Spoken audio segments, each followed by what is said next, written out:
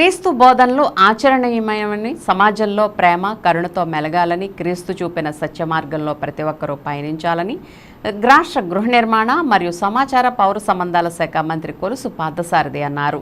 శుక్రవారం నూజివీడులో 1.71 కోట్లతో చేపట్టిన అద్భుత సిలువగట్టు రోడ్డు పనులకు మంత్రి శంకుస్థాపన చేశారు.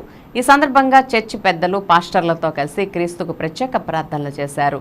ఈ సందర్భంగా రాష్ట్ర మంత్రి కొలుసు పార్థసారథి మాట్లాడుతూ మునుపెన్నడూ లేని విధంగా క్రైస్తవ సోదరుల అభివృద్ధి సంక్షేమానికి 150 కోట్లు కూటమి ప్రభుత్వం కేటాయించిందని చెప్పారు.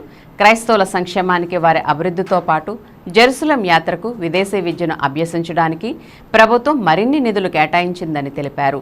వాటిని క్రైస్తవ సోదరులు సద్వినియోగం చేసుకోవాలని అన్నారు.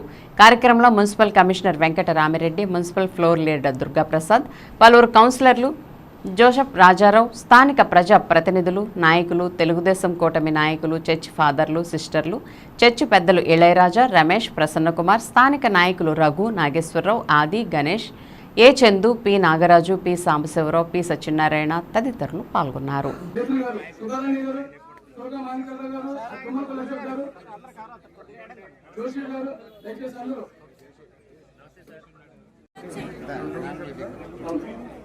నెలరాజు గారు